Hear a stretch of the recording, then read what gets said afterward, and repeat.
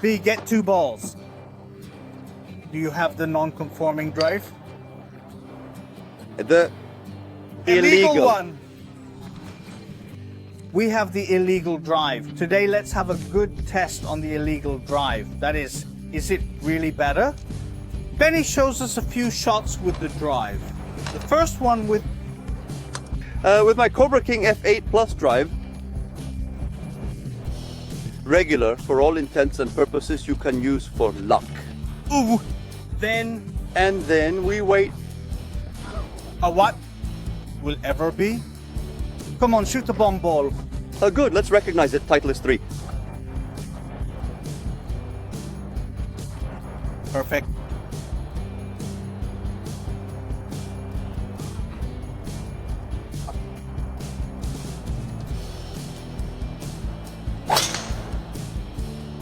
Perfect baby draw for him. Half smooth, but it was good. Good. Hey, and now I'll show you what you'll play with. I'll play with a Cobra, also the same brand though, but high core. Cobra Limited SS430 with the core illegal. By the way, it is 9 degrees exactly like yours, and it is stiff exactly like Narrow yours. shaft, so the two clubs are comparable. And I would say so. How old is this drive? This must be the 2006 editor, if I remember correctly. It was at that time that there was the club core diatribe.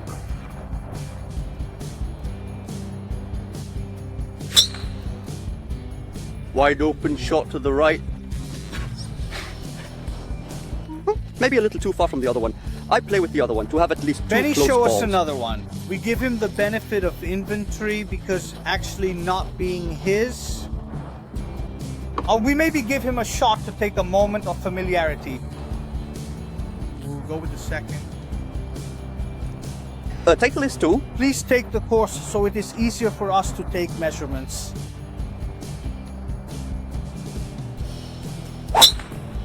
Oh, yes. Maybe not on the course, but it is measurable. Chista. I hit exactly in the center, made a nuisance. Beautiful though.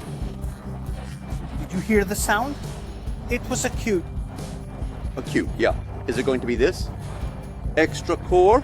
Now I'm going to divest myself of the robes of the professional and return Benny. Let's go and see, shall we? Fella G, first of all, well, why is this club illegal? Who defines the legality of a club? So, St. Andrews or the USGA now go into cahoots. I mean, when they have to choose whether a club is legal or not, they usually both come out with the same definition so that there are no different rules for the two macroorganisms. And in particular, this club here has the core too high. The so-called coefficient of restitution. In other words, it is, summarizing it, it is how much the ball bounces on the face of the club. Correct. The core that they considered to be valid is 0.83, or said 8 and 30, as in millesimal. So I was explaining exactly how it is done. Consistently, Rod, the head is held at a standstill. Dropping a ball at speed 1, That's right. the ball can bounce out at the club head at most 0 velocity point 83. If it reaches the highest velocity, it means that the coefficient of return, of the club face, is too high, and therefore the head is not conforming. This situation came precisely around, if I remember correctly, however, Let's take it with benefit. because some clubs had started to take a Trampoline lot effect. of advantage of the trampoline effect. The face of the stick would bend a little bit on itself, the impact, and then return more speed to the ball. The balls were starting much longer and much stronger. They started to set a limit. This limit is precisely 0.83, or the limit of 8 and 30, which in some cases made some clubs illegal because the technology had already taken them beyond 0.83. So there was a list on the starting key of the one at I Remember where the starter would check that your drive was conforming and then you could play it at the official race. It's true. From there on, let's say that clubs are more or less all produced according to current regulations. In fact, in order to test an illegal one, we had to get an old drive because now they don't produce them anymore. Almost all of them are legal. Some terms that make clubs legal have been over time. The maximum size of the face of the clubs, then 460 cubic centimeters in volume of the head of the club. Oh, so just under half a liter. More recently, we have instead the shape and depth of the grooves on the club face, especially in clubs with multiple lobs, like the Sand, for example, which they thought that they could give better spin feedback as far as hits, especially from positions like rough or things like that. And even then, some clubs were considered irregular. This is from a few years ago. Oh, and then there is also a restriction on For example, not every ball that exists is legal, especially those that are sold on the internet as anti-effect balls. We want the ball that only goes straight. To mention a more famous one, perhaps, is the Polara ball, which is told to be a ball that takes no spin, takes so little spin that it is totally side spin, and so they sell it as a straight ball. There are also balls that take away one side of the effect, so they are slightly unbalanced balls, which put in a particular way take away the slice. Nice to prank your friends. Exactly, just for that. We got on the ball hit with Benny's drive, the legal one. But this is the legal drive. We have a ball in the left fairway. Oddly enough, where I usually arrive with the drive. Okay, your drive and you get here with the drive. It's unbelievable. Now let's go looking. Let's go looking. It is in the fairway to the right. Let's try to figure out how much longer we went with and more. On the right, fairway or rough. On the right, now hopefully there's a ground under repair zone where my ball probably ended up. Another component that may not be regular and many do not think about is the tee. There are tees also sold as tees that should provide less effect to the ball or take the ball further away. Actually, even the tee has to be a tool that is needed to shoot the ball up, but does not have to. They produce certain effects, and meanwhile we don't see the ball. We don't find it. Probably it's really in this super spongy rough area, by the way. No, come on. Here is one. We found it entangled. Entangled, sunken, stuck here. Is it the one? But this is Atlas 2, so it is the second one. It went further to the right than I thought. And as a height, it is identical. I don't know if you see it, but the ball is there. So, meters gained.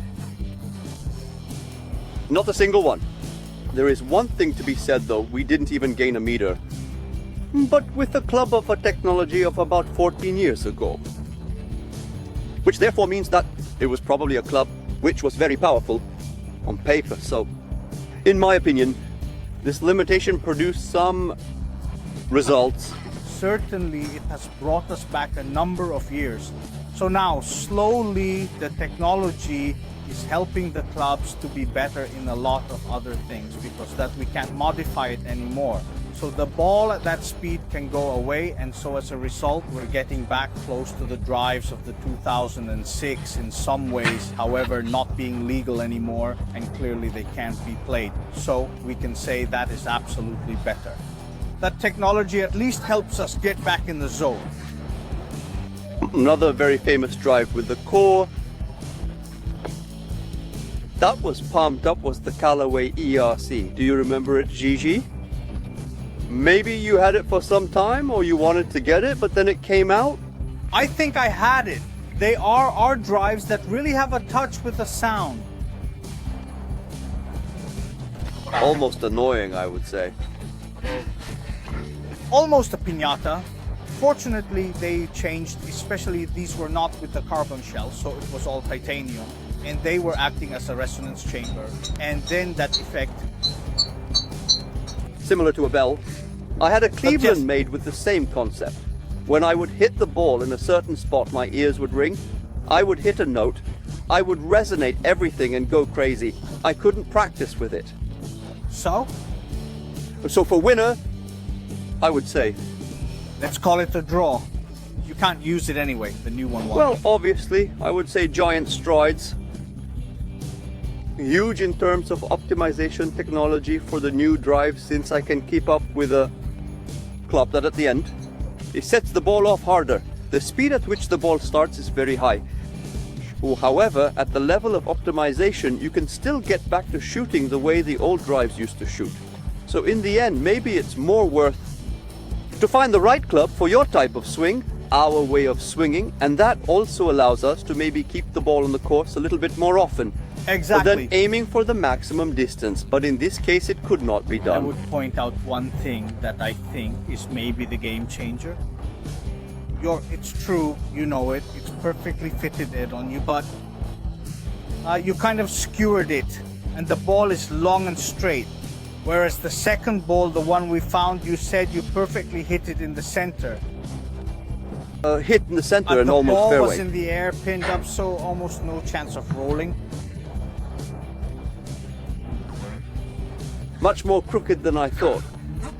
Distinctly much more crooked than the one you hit with yours, so okay, it can be with a little higher chorus that you can't play anyway. But we would have a better result, but at what cost? By always going looking for it in the woods already, it's just not like we are known for splitting the track in two. At this point, better on the course with a long shot than in the woods with an equally long shot. Long, not longer. Let us know below in the comments what you think. And have you ever played with an irregular club? Let us know which one maybe, or if you've had to do it from the bag, or never thought about it. Ci sta.